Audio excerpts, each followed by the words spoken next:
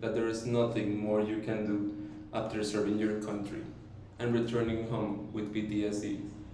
This is the situation for a lot of veterans until they learn that psilocybin assists in treatment.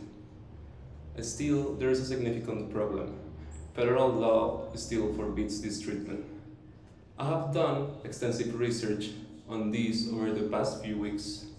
I have examined research papers over prestigious universities like the New England Journal of Medicine and the Johns Hopkins University.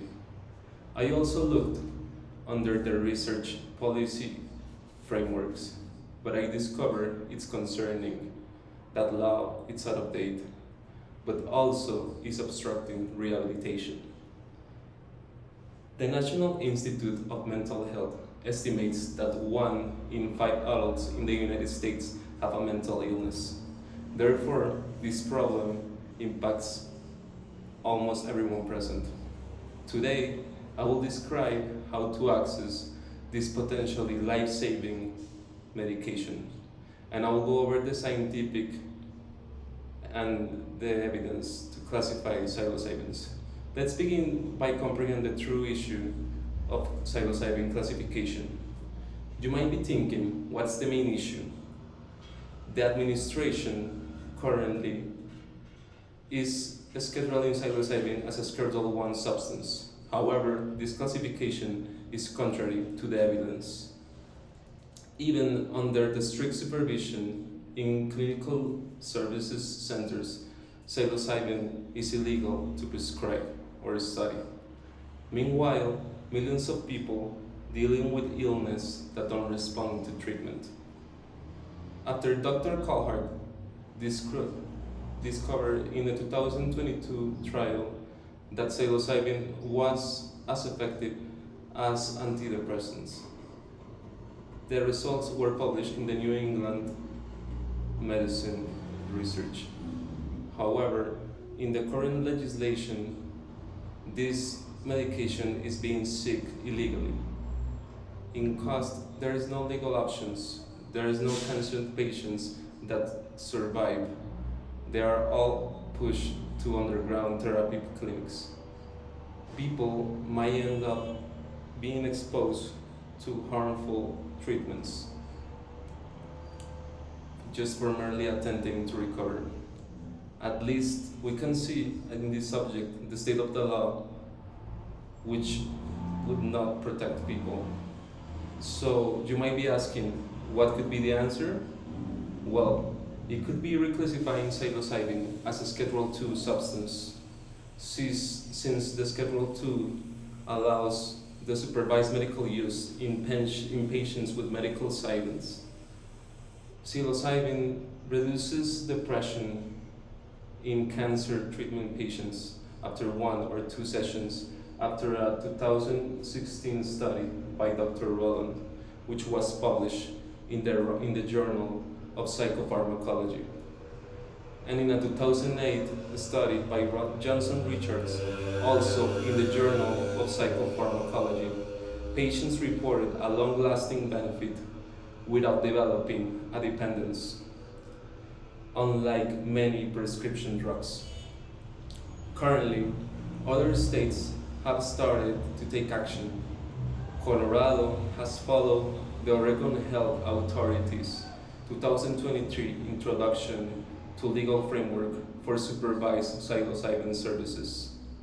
Safe and systematic therapy is being offered by these state-level initiatives.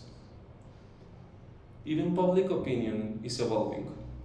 According to a 2024 report from MAPS, the Multidisciplinary Association for Psychedelic Studies, the 61% of Americans now support legal psychedelics assisted therapy. As we can see, the reclassification is a logical evidence-based solution to an urgent need. Let's just visualize the future for a moment and consider the 2 possible outcomes. In one of the outcomes, psilocybin is reclassified and safe, supervised. and legal therapy is being available for people that suffer from PTSD and depression, but also extreme anxiety. Veterans are capable of recovery. Peace is possible, and this is possible for cancer survivors. The number of suicides declines. There is less and less pressure for healthcare systems. Just as Norani highlighted the fact that this study is still being conducted openly until today. In the second scenario, the people continue to suffer. Also, some people might risk their freedom and health in search for clandestine therapy, while others remain depressed, ashamed, or just silent.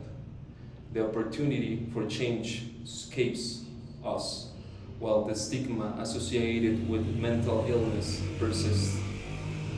This is the moment where I ask you, which kind of future do you like to live in? Maybe you're one of those humans that are not affected by its neurochemicals. But in the society that we live in, more than 20% of the adults between ages of 30 through 50 report having depression at some point of their lives. So what are you able to do? Let me summarize briefly. First of all, because of the way psilocybin is currently classified, there are no proven efficient therapies available. Second, its reclassification to a Schedule II substance will permit its safe and controlled, but also authorized therapeutic use. And third, millions of Americans will truly recover from this change. So, what are we able to do? As for the moment, we could support the reclassification of psilocybin by contacting our legislators in the Congress, supporting organizations like MAPS, who are at the moment the center of the public education and policy reforms. Also, we can start by changing the stigma associated with mental illness and psychedelics by having a conversation with your loved ones. And of course, we should prevent at all cost the perpetuation of outdated legislations that would only atrophy the future healing process of our country. Together, we can transform for sorrow into hope and science into action. Thank you very much. Ay, Dios mío, cómo tengo esta monda.